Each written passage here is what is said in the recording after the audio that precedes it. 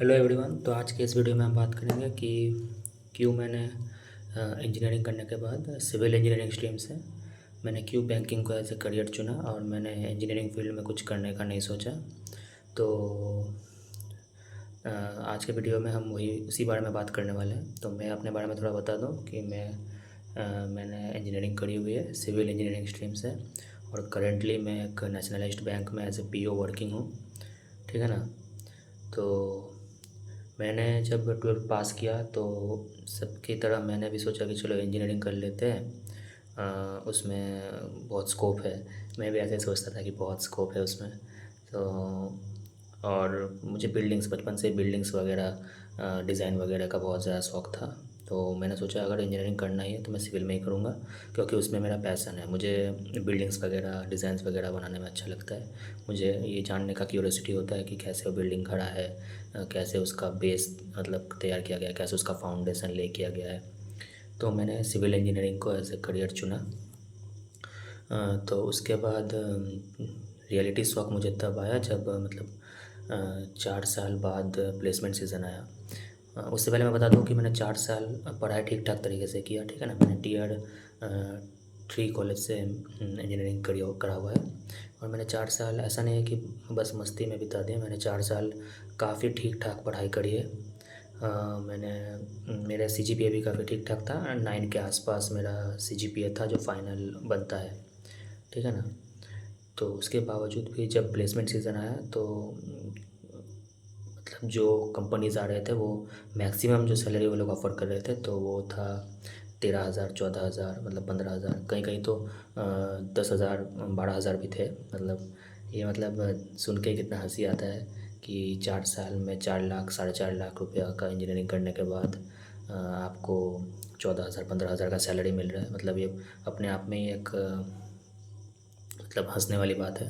तो मैंने सोचा कि ये सब तो मुझे नहीं करना है। मुझे बिल्कुल भी पसंद नहीं आया कि मैं 14,000 का 15,000 का जॉब करूं इतना पढ़ाई करने के बाद। जबकि मैं 12th पास होके कहीं पे भी कुछ भी कर लेता उस तो 14-15,000 तो मेरे को मिल ही जाते ना, इतना तो मिल ही जाता। तो मैंने सोचा कि चलो छोड़ो, इससे कुछ होने वाला नहीं है। और मैंने पहले सोचा कि चलो गेट के लिए पढ़ाई करते हैं, गेट में कुछ ना कुछ तो हो ही जाएगा, गेट में पीएसयू वगैरह है, जॉब वगैरह मिल जाएगा। पर फिर मैंने सोचा कि गेट वगैरह के लिए जाऊंगा तो बहुत टाइम लग जाएगा, और मुझे जॉब का बहुत ज़्यादा नीड था उस टाइम, क्योंकि मैं कुछ कर नहीं रहा था। ठीक है ना। और गेट वगैरह का आपको पता ही होगा कि उसमें थोड़ा टाइम लगता है। आपको 2-3 साल अच्छे से प्रिपेयर करना पड़ता है। उसमें आपका जो 4 साल के इंजीनियरिंग के टॉपिक्स है वो सब आते हैं, तो उसको बहुत ही अच्छे तरीके से पढ़ना होता है, उसको पूरा रिवाइज़ करना होता है। तो उतना टाइम मुझे लगा कि देना सही नहीं होगा। तो और एसएससी और रेलवे के बारे में मैंने सोचा था पहले, फिर मैंने उनको इसलिए नेगलेक्ट किया क्योंकि एसएससी का जो है उसका रिज़ल्ट बहुत स्लो निकलता था तब। अब थोड़ा बहुत स्ट्रीमलाइन हुआ है, पर पहले बहुत ही स्लो निकलता था उसका रिज़ल्ट।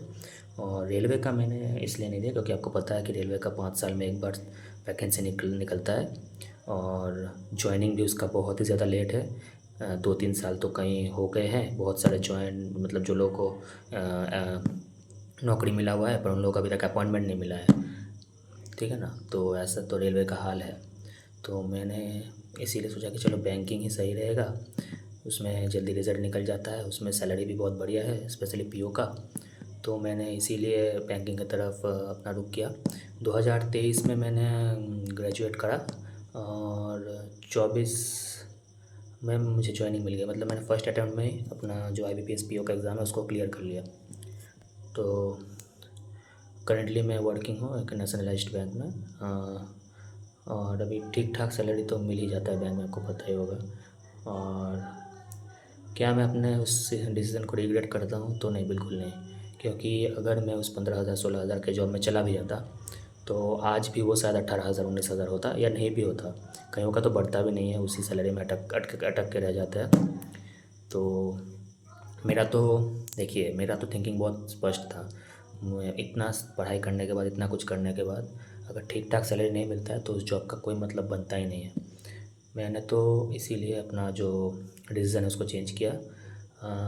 अगर मुझे इंजीनियरिंग में मेरे जो मैंने पढ़ाई की, जो मैंने एफ़र्ट दिया उसके मुताबिक अगर मैं नहीं बोल रहा हूँ कि 80-90 हज़ार सैलरी चाहिए मुझे, मुझे अगर कम से कम 40-45-35 ऐसा भी मिल जाता ना, तब भी शायद मैं स्विच नहीं करता, क्योंकि तब तो बढ़ जाता ना धीरे धीरे।